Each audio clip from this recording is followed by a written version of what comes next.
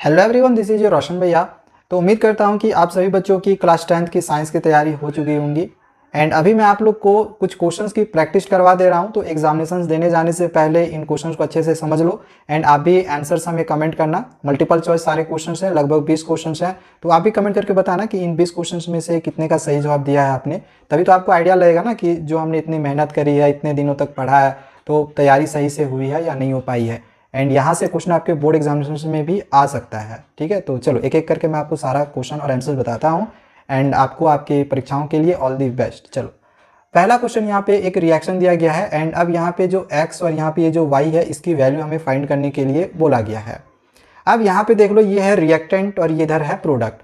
तो reactant side में अगर हम हाइड्रोजन के एटम की संख्या का बात करें तो वो तो x दिया गया है रिएक्टेंट साइड में। वहीं प्रोडक्ट साइड में देखो, हाइड्रोजन की संख्या यहाँ पे 2 2 4 दी गई है। तो x की वैल्यू तो हम फाइंड कर लेंगे, 4 हो गया। तो ऑप्शन में यहाँ पे देख रहे हैं कि ऑप्शन सी में यहाँ पे x की वैल्यू 4 दी गई है और बाकी कहीं में है भी नहीं। तो ऑब्वियसली ऑप्शन नंबर जो सी है वो सही हो जाएगा। बाकी अगर y की वैल्यू फाइंड करनी रहती तो कैसे फाइंड करते। तो यहाँ पे नाइट्रोजन में कितना, नाइट्रोजन में एटम की संख्या y है तो y ले लेते। एंड और भी है, और भी अगर आप देखो तो ये यहाँ से यहाँ तक पूरा प्रोडक्ट साइड प्रोडक्ट है ना। तो नाइट्रोजन यहाँ पे 2 है तो +2 भी होगा ना यहाँ पे। देन इधर रिएक्टेंट साइड में देख लो, यहाँ पे नाइट्रोजन की संख्या x है और x की वैल्यू कितनी निकाले थे हमने, 4 निकाली थी। तो 2 घट जाएगा क्योंकि +2 है, उस साइड चला जाएगा, इस साइड आएगा तो 4 - 2 हो जाएगा। दैट मीन्स कि 2 निकल जाएगा। तो देखो y की वैल्यू 2 निकल रही है ना, तो इस तरह से निकाल सकते थे x y की वैल्यू। अब सेकेंड क्वेश्चन दिया गया है कि अगर कॉपर रड को आयरन सल्फेट सॉल्यूशन में डाले तो क्या होगा।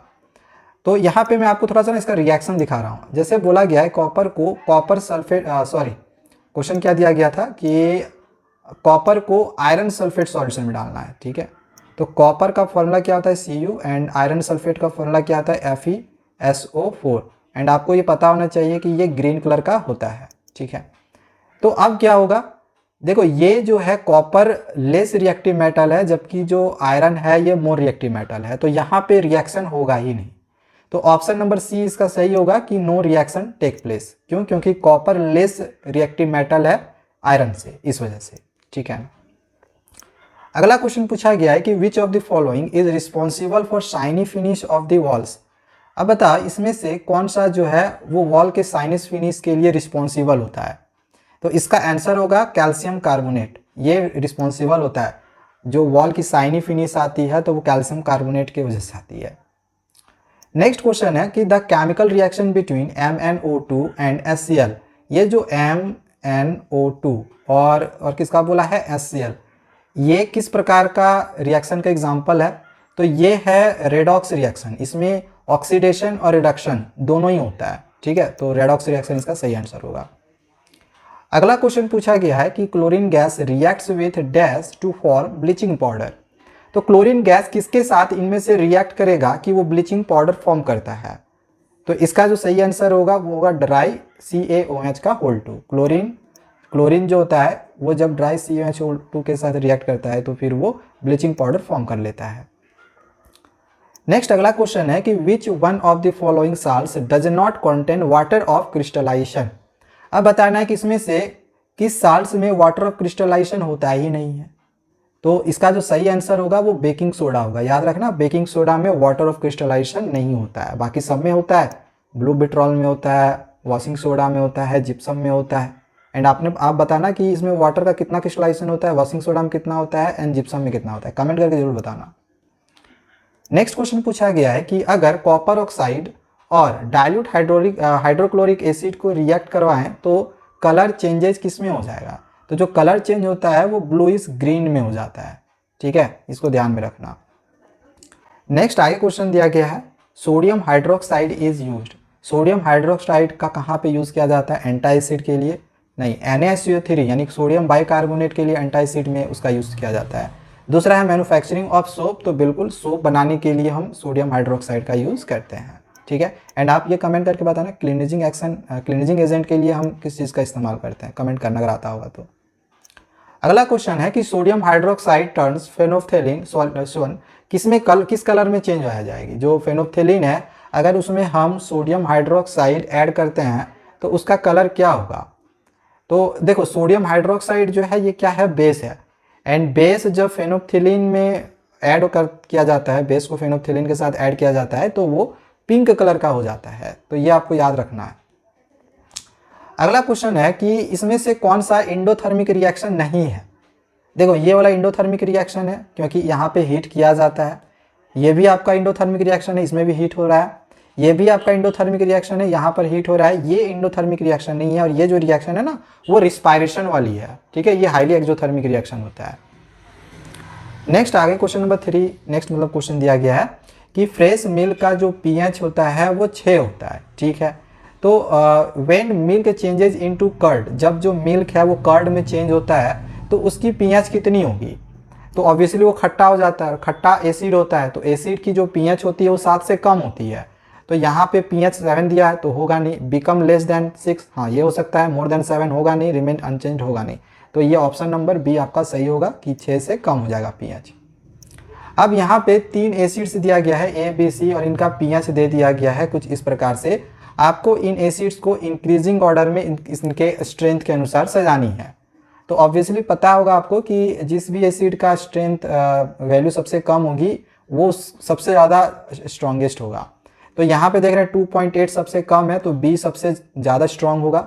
देन इसके बाद बी के बाद देखो ये 3.5 है कम, तो फिर सी होगा, सी का दिया हुआ है 3.5 एंड फिर लास्ट में ए होगा। तो बी सी ए कहाँ पे है, बी सी ए।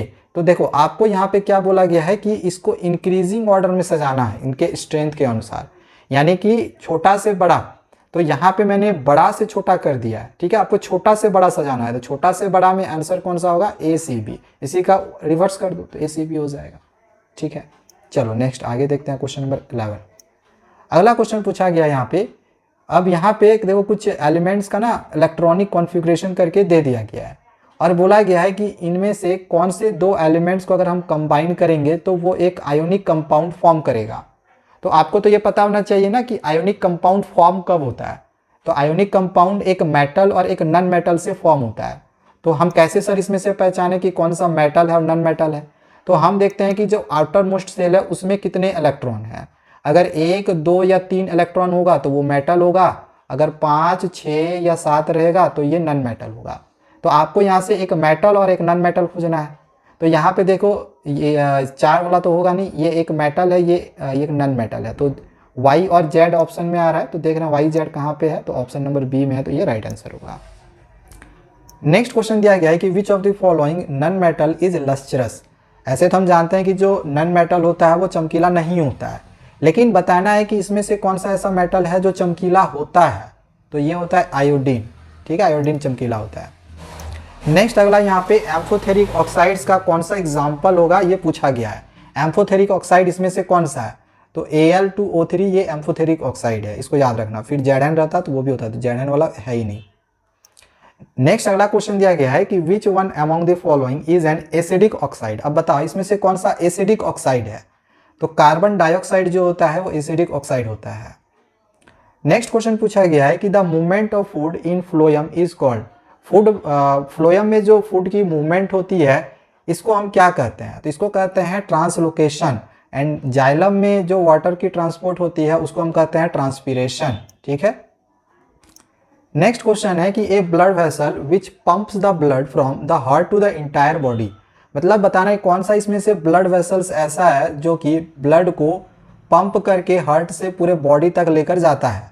तो आर्टरी ये काम करता है, आर्टरी ब्लड वेसल्स हार्ट से पंप करके पूरे बॉडी पार्ट्स में भेजने का काम करता है। अब नेक्स्ट आगे क्वेश्चन दिया गया है कि which is the correct sequence of the body parts in the human alimentary canal. Human alimentary canal को लेकर बताने के इसमें से कौन सा सही ऑर्डर है। अब देखो पहला दिया गया है इसमें माउथ, माउथ के बाद दिया है स्टोमैक, स्टोमैक के बाद दिया है स्मॉल इंटेस्टाइन, फिर लार्ज इंटेस्टाइन, फिर इसोफेगस। तो क्या इसोफेगस लास्ट में होता है, नहीं। तो ये तो सीक्वेंस ही गलत है। बी को यहाँ पे देखो माउथ फिर लार्ज इंटेस्टाइन दे दिया, चलो ठीक है, अभी पता नहीं चल रहा है। फिर है माउथ, फिर है उसके बाद स्टोमैक, फिर उसके बाद इसोफेगस। तो इसोफेगस तो पहले ना होता है तो ये तो होगा नहीं, मतलब ए और सी नहीं हो सकता है। डी में दिया गया है कि माउथ फिर इसोफेगस, तो इसके बाद स्टोमैक।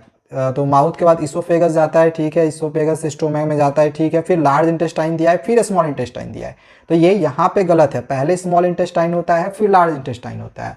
तो ऑब्वियसली जो ए, सी और डी ये तो गलत है, तो एक ही ऑप्शन बी आपका सही होता है। ठीक है, तो यही आपका ऑप्शन भी सही होगा।